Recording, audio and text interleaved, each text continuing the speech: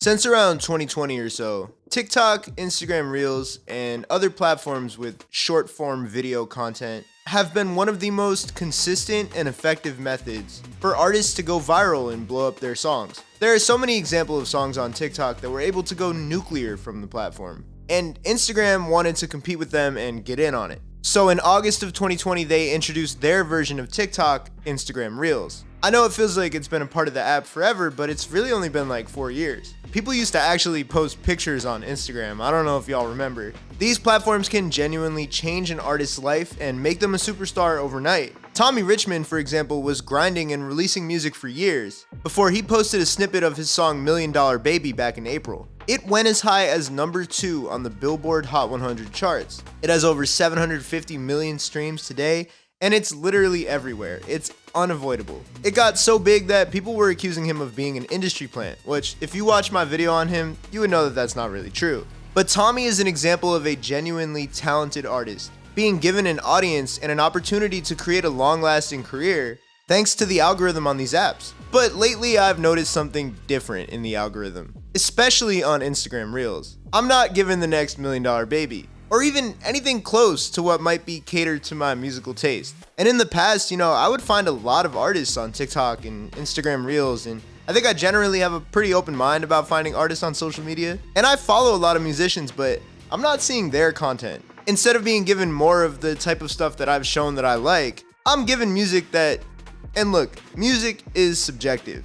And I'm not here to judge anybody or hate on anybody, but I'm given music that can be a little rough on the ears. And these are clips that have gotten a lot of engagement, and thus are being driven onto feeds like mine, because of how not good it is to a lot of people. It's the Reels equivalent of stopping on the highway to watch a car crash. At first, I thought I just fried my own algorithm and created this problem for myself. I built this For You page brick by brick, but I soon learned that I wasn't alone. I kept seeing some of my friends show up in the likes or in the comment section, and I've even seen a few other people on the internet talk about how they can't avoid this type of content in their algorithm either. Bad music is an easy term to throw onto this phenomenon, but like I said, music is subjective, and my goal is to make this video without coming off as a hater or as someone just trying to get cheap laughs off people. If you're looking for more mean-spirited content on YouTube, you are definitely not in the right place on this channel, but I bet you're only like 1 or 2 clicks away, so best of luck on that journey. The word that I'm going to use in this video is hated music, because if you go into the comments, all you see are people hating it or making fun of it, and that's what's driving the engagement and sending it to more and more people's phones. And some of these songs might be enjoyable to some people, but the predominant reaction from viewers and the commenters is to make fun of it.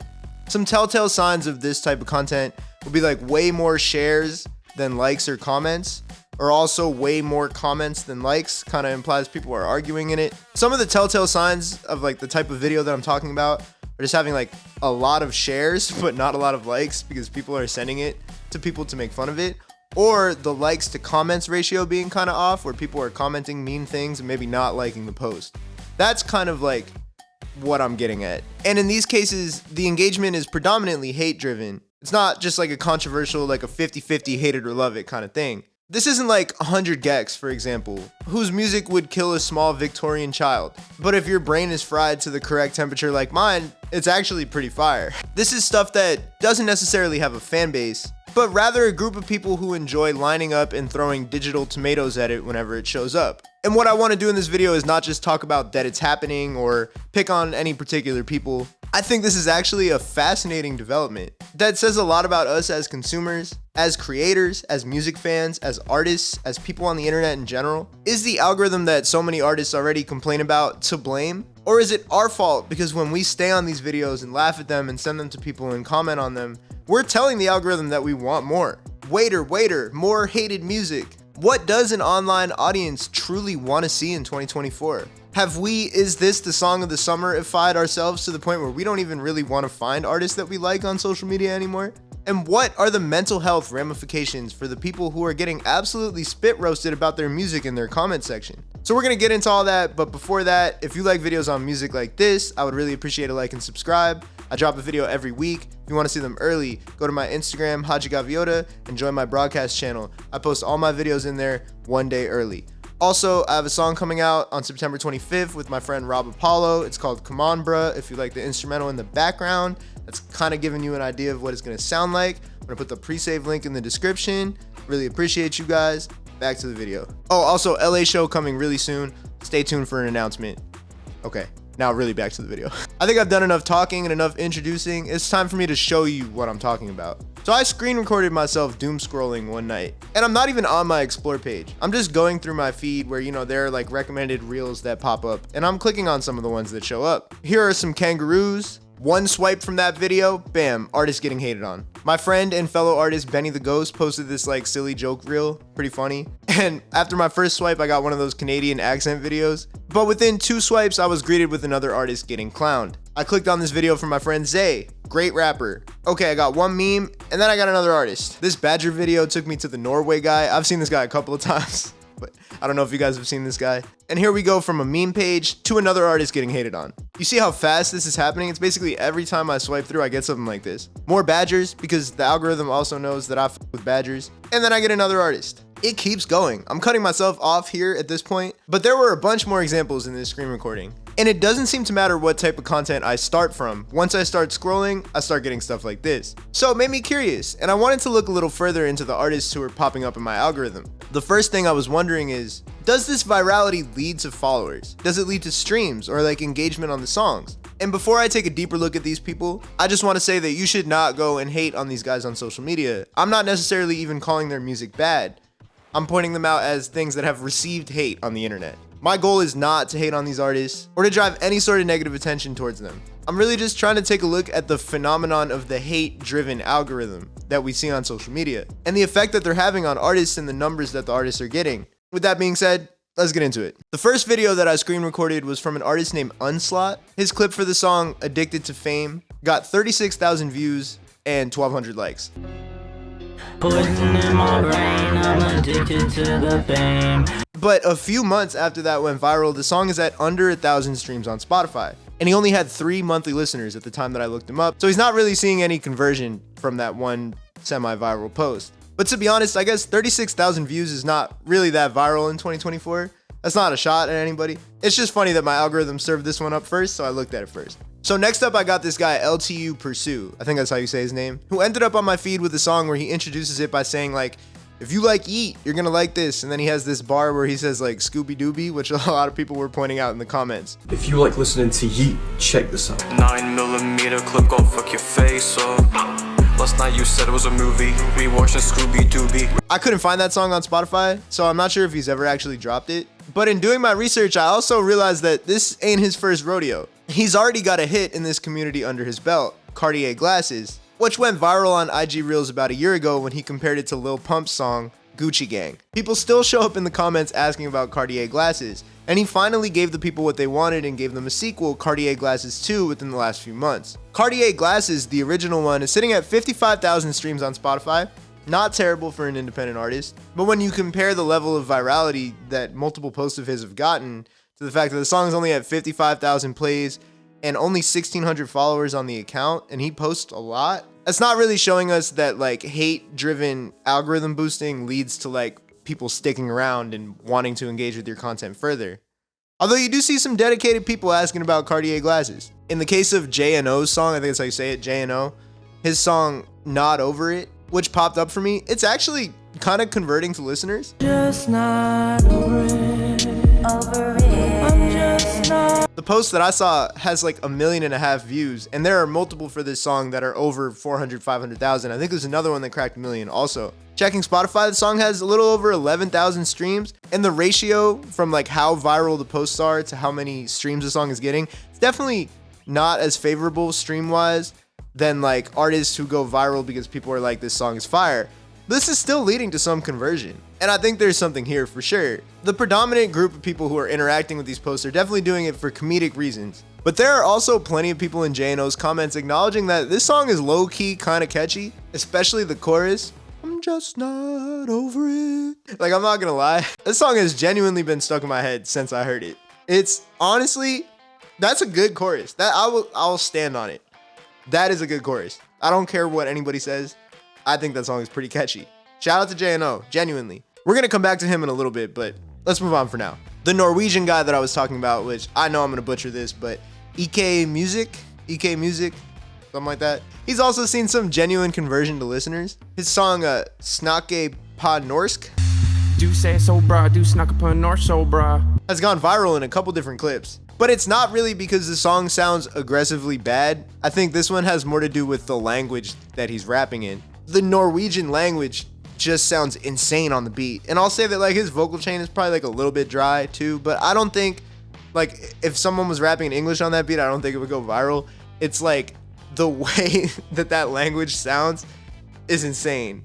I'm sorry, I've never listened to a Norwegian rapper. If there's a fire rapper who raps in Norwegian, please put them in my comments because I would love to check it out. But based on what I just heard, it's an uphill battle with the Norwegian language and rap music. But I'm open to hearing more. But some of the people in the comments are even saying like, hey, you know what? This isn't that bad. And the song has over 30,000 streams in a couple months, which is not terrible. This guy, Justin Fabus, I'm gonna go with Fabus. He popped up for me with this song about like a unique strategy for curing a hangover. let's put it that way. I take cocaine to get through the hangovers. I don't think this song musically is terrible at all. I think it's like pretty traditional like pop country music. I genuinely don't think this song is bad. It's definitely not a genre that I would personally listen to or that I'd listen to at all, to be honest. But I do find it to be rather inoffensive. The video has 150,000 views and only 500 likes at the time that I checked it out. I think the reaction in the comments and like the ensuing virality has a lot more to do with the video itself and not the song, which is definitely like, it's a little bit of an awkward and off-putting video. And I think combined with the lyrics, it makes for a very interesting recipe. The song had been out for a week at the point that I checked it out, and it was sitting at under 1,000 streams on Spotify. So again, 150,000 people viewing that post and under 1,000 of them going and listening to it on Spotify.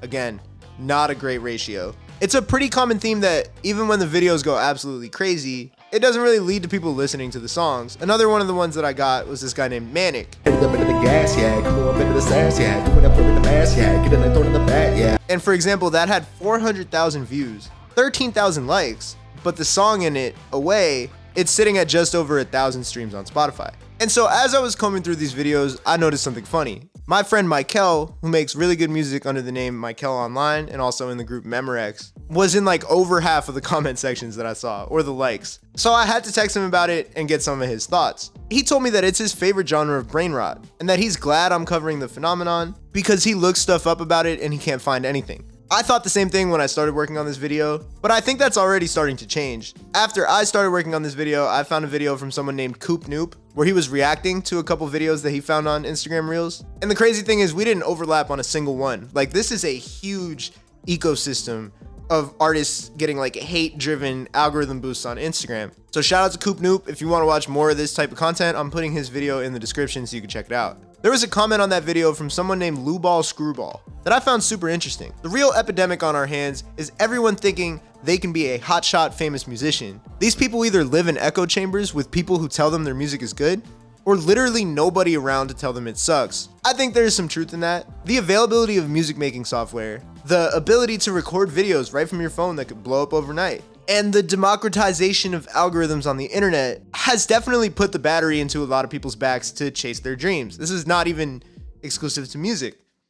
Food, people making pages for their pets. Like, there's so many examples of people trying to make it big on social media because the accessibility has never been easier. And as we've seen, poorly received music can get you a lot of attention on social media, although it's not converting as well as other content into things like followers, likes, streams, and probably to things like ticket sales. In the days before the internet, it was probably a lot harder for a super amateur artist to get their half-cooked music into the ears of a listener, unless they were somebody they knew in real life. Maybe they'd play a few live shows and get demoralized when they got booed off stage. Or if they made it to the point where they recorded an album, they were humbled by that experience and decided to hang it up. I personally consider myself lucky that I started making music like right before the boom in short form social media content, because my early music was not good. And it's a blessing that it didn't accidentally go viral for the wrong reasons. I would argue that for the vast majority of artists, their first works are not good, or at the very least, far below the quality of whatever they'll end up getting attention for.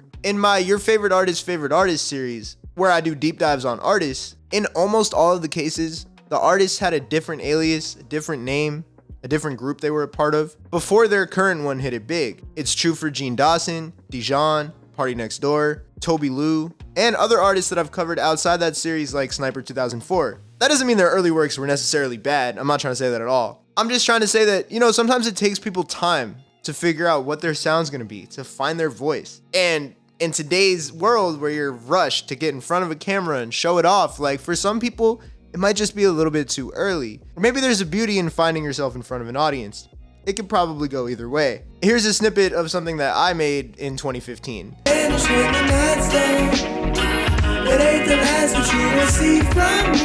And I definitely had not found my singing voice or my style at all. But in 2015, all you had to do was just post your song on SoundCloud, maybe put a picture up, it might not even be you. It wasn't as visceral as seeing someone standing awkwardly showing off their music, dancing around, wearing some ridiculous outfit, just looking generally silly. And that kind of leads into my next point, which is that in some of these cases, it's not necessarily the song that's driving the hate or the virality. It's the image of the person who's promoting their song. Take the J&O video, the Not Over It song, for example. The image is like so saturated and fried that it looks like it was like ironic almost. But I'm not sure that it was.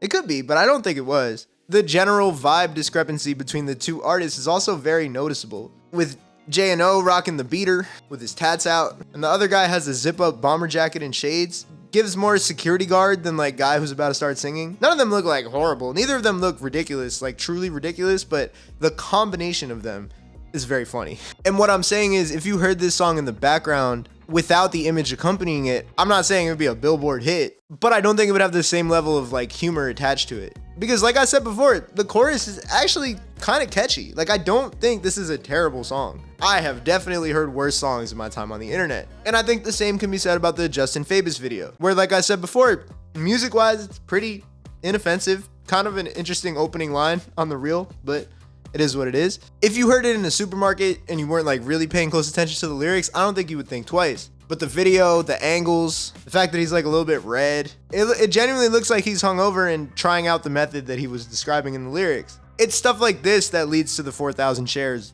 more than the song, for sure. Another video that I got while scrolling but I didn't show yet also fits this phenomenon well. Jackie Boy's song Jackie Man had a ratio of 500 likes to 500 comments to almost 4,000 shares, which is not what you want to see as a musician. But to me, this song is like pretty normal sounding, inoffensive, hyperpop. I just fucked a girl, now I feel like Jackie Chan. I just booked the Zen, now I feel like Jackie Chan. Again, maybe my brain is just fried, but I don't think this song is like musically particularly offensive or deserving of the level of hate that it got. Lyrically, it's like it's fine. If you go in the comments, like half of them have to do with the guy's image. Bro meets underage girls off the internet for sure. This dude isn't allowed in playgrounds, daycares, or elementary schools. It feels like a lot of these commenters look at someone and then decide how they feel about them. And if their song isn't so good that it like saves them, and they just make fun of what the guy looks like and they move on. Sometimes I feel like a bit of a broken record bringing this up, but the relationship between image and sound has never been more important than it is today for musicians. People form opinions about how you look before they form opinions about how you sound.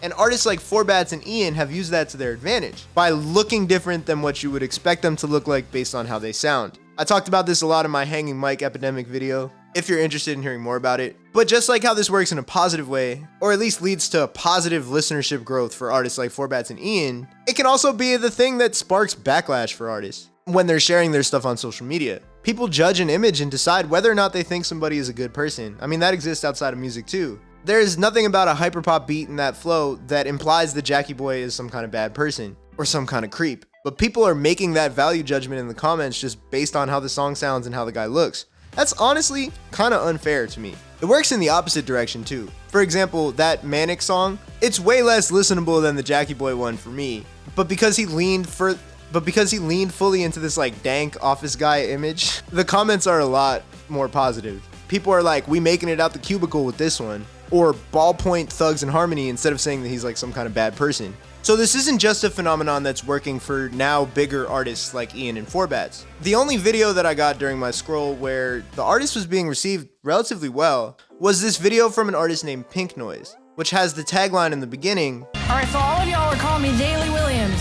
which is a play on the Paramore lead singer's name, Hayley Williams. They then go into a Paramore cover, and honestly, they fucking rip it. So let's find out.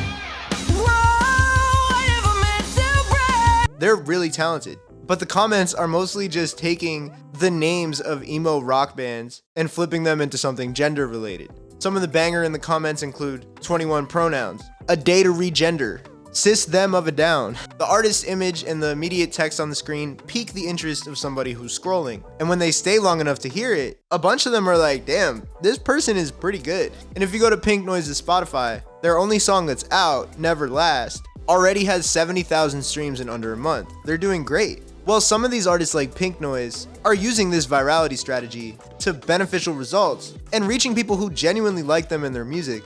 Most of these artists are getting some funny comments, but no real conversion to listenership, or they're just getting straight up hate. To be clear, musicians being roasted on the internet is definitely not a new phenomenon. In the past stage of the digital world, before this current incarnation of short-form driven social media, we had people like Rebecca Black, Ice JJ Fish, 50 Tyson, while the virality of the latter two that I named was more contained to a specific audience that became sort of a joke. Rebecca Black received hate that got way too real. Her song Friday, for many, was just a funny meme to laugh at or sing along to.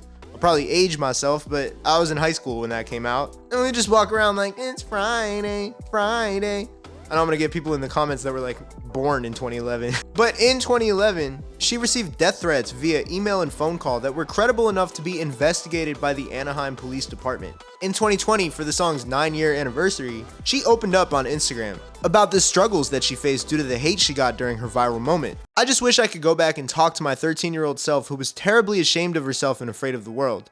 To my 15-year-old self who felt like she had nobody to talk to about the depression she faced. To my 17-year-old self who would get to school only to get food thrown at her and her friends. To my 19-year-old self who had almost every producer-songwriter tell me that they'd never work with me. Hell, to myself a few days ago who felt disgusting when she looked in the mirror. You are not defined by any one choice or thing. None of the songs that we've covered today have reached Friday status, and I'm willing to bet that none of them will. The gargantuan virality of Friday required more of a monoculture than I think we have today. At this point, everybody's getting different things onto their phones. You might be watching this video and think, I don't get any videos like this on my algorithm. A bunch of people will agree with me, a bunch of people won't. It's very different than 2011, where Friday was just completely unavoidable. But with that being said, these artists are all receiving comments in public that are pretty mean. I'd have to imagine that that could be difficult to work through with mental health. The other side of the relationship is with the commenters, who are making really harsh accusations, like in the Jackie Boy situation, and saying mean things to these people that they don't know, until 10 seconds before they started typing. Not liking a song is one thing, but what compels people to be as harsh about it as they are? The phenomenon of anger on the internet is still relatively new, but scientists have started to conduct real research around it. Rainis Udris, a scientist in Japan, developed something called the Online Disinhibition Scale in 2014. Disinhibition is basically a lack of control or an inability to suppress an unwanted or an inappropriate behavior. The Online Disinhibition Scale is a tool to capture how different people behave on the internet versus how they may have theoretically behaved if that same situation happened in front of them in real life. Another study in 2022 by Jessica Muller-Coyne, Claire Voss, and Catherine Turner combined this scale with the UCLA Loneliness Scale and observed the results. 3 of the 6 dimensions of online disinhibition were found to be significantly associated with higher levels of loneliness. These include dissociative anonymity, or the degree to which someone feels like they can hide their true identity on the internet, invisibility, or the degree to which people feel like they can't be seen at all on the internet, and solipsistic introjection, or the degree to which someone perceived a voice or an image of another person in their mind while having an online conversation. If you imagine you're talking to someone while reading a comment, that's basically what that means. This is a long-winded and scientifically backed way of saying that people who have burner accounts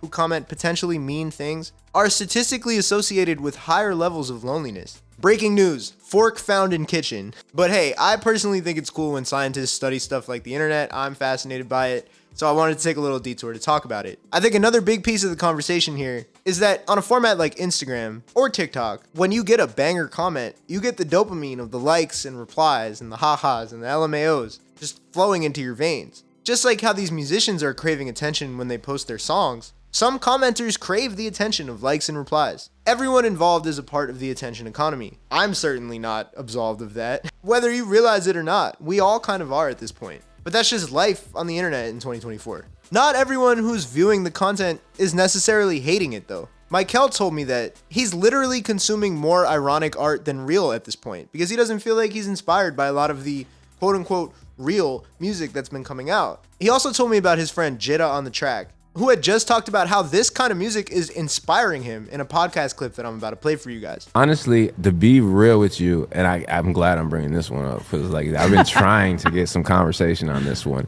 There's been like a revolution of like really ass, like kind of like not all that way there people making music and blowing up on Instagram. Works, like, though, for them. like they're just like, hello, my name is Dennett. Like something that cringe, right? There we go. Yeah, cringe. Okay. Cringe, right?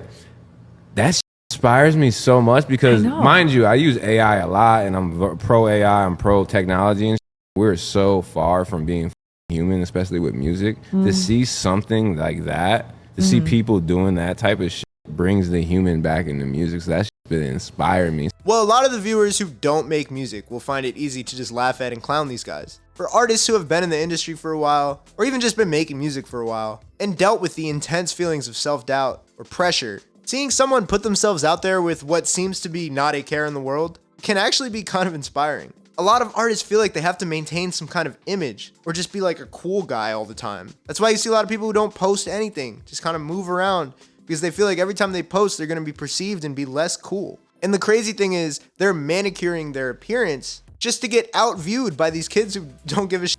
Some would argue that any form of attention in 2024 is a good enough starting point if you're trying to get your name out there. And you can always use that to try to pivot into something more serious and well-liked later. Rebecca Black herself is a good example of this. In the days since Friday, she grew up, as anybody would, pivoted into a whole new world of music, rebuilt her image, and has had some genuine success. But she took a bit of a scenic route. And I wouldn't say that it was at all intentional or any sort of like long con. And still, it's not always easy for musicians to dig themselves out of the hole that a viral moment deemed to be uncool or lame can put them in. So maybe a better example than Rebecca Black is HADJI, who had a well-documented career as a YouTuber named Filthy Frank and a meme musician named Pink Guy, who was pretty controversial, put it that way. But then he took a dive into more serious music. He's had a Billboard top 10 charting pop single with Glimpse of Us. Well, his content has changed completely. And he surely lost a good chunk of people when he moved away from the kind of humor he was doing before to making more quote-unquote serious art. He had already won over a lot of people for good with his personality, and they followed him to wherever he would go next as he chased his dreams of becoming a pop star. Maybe some of these Instagram artists think that they could pull off something analogous to that. Another possible path is like the Tyler the Creator path. He burst onto the scene with these like super horrorcore raps with lyrics that literally got him banned from the country of New Zealand. But he's slowly matured and rebranded in front of his audience. And that experience has both strengthened his bond with the fan base that stuck with him the whole time, but it's also opened him up to all these new people who maybe weren't interested in the past when he was talking about the stuff he was talking about, or he sounded the way that he sounded. What I'm trying to get at is, could there be a long-term plan where you get attention off making these car crash type of videos, but then you pop out with some undeniably good music and you just win everybody over? People love seeing the underdog win, and people also love being around and watching something develop in real time. I asked my friend Michel, since he's the resident expert on these types of Instagram artists, what percentage do you think is doing it as some kind of deep satire? Because there was one guy I found on Instagram that I felt like was maybe doing it as a bit, or some sort of long-term strategy. And it turned out Michel had the same suspicions. This guy's name is Raini, and he's got so many bangers in this genre on Instagram that I don't even know where to start. He throws on this hilarious pink, untucked core, muscle button-down shirt, and the frat boy brown belt and white shorts combo, but then with these high pink accented socks. There's one about him being born from a sperm bank and then finding out that his girlfriend is his cousin. There's these like intentionally corny raps about never quitting. There's the banger 2 Bisexuals, which like I feel like you gotta just check that one out to fully get the story. 2 bisexuals. And there are so many more. But when you click on his page and look further, you see that these posts are mixed in right next to pretty genuine like rap on these beat duet type videos. And I realized that this guy has a YouTube beat page with over 400,000 subscribers, and he's gotten some legitimate placements with underground stalwart type artists like Sad Boy Prolific and Convol. This dude is a real musician. Raini is the best example that I've found of where I can see Instagram music content kind of moving in the future. This type of content, the cringe-core musician performance content, is one of the most algorithm-friendly forms of musician content today. I think this has to do with something that I talked about in my video on hanging mic performances, which is that for the first time in history, music content is up against all other types of content at the same time for your attention. You're not just on the radio competing with other songs on the radio, or on the CD rack with your CD being up against a bunch of other CDs. You're on the same endless scroll feed as animal videos, stand-up comedy videos, news, politics, podcast clips, literally everything. In the past, all of these things were on different TV channels, or different YouTube channels even, or just different mediums altogether. But now most people consume them in one sitting. Because of this, music content has to be just as entertaining as all the other forms of content to keep your attention. A song can be great, but if the content isn't catching someone's eye, people are just going to keep scrolling. They're never even going to find out that the song is good. There are plenty of examples of artists who make good, palatable music that could have a real fan base that also are really good at making content. I mean, it's 2024. Think about like Jay-Z or Flyana Boss doing the running thing. Or maybe more traditionally, artists who are so unbelievably good at their craft that they can show that off. For example, Emmy Grace, who's a really dope musician, she shreds the guitar on social media and those videos do really well. But a lot of artists can't do that. And for some of them, maybe trying the intentionally cringy, ironic joke format could work. I think regardless of whether or not it does work, we're gonna see a lot of people try in the future. Because social media algorithms are set up for people to try to replicate whatever's working, and right now, in terms of getting attention, that stuff is working. The coolest possible outcome, for sure, would be for it to be organic and something not planned out. Like one of these artists who's seeing all of this algorithm-driven hate about their music, like really figures out their sound and starts to crack it. That's the kind of like digital rags to riches story that would make them really easy to root for as an artist. That's why I think I have a little bit of optimism for a lot of the people who are seeing a lot of hate. And I hope that's a video essay that I get to make one day. In the meantime, let me know what I should talk about next. Peace.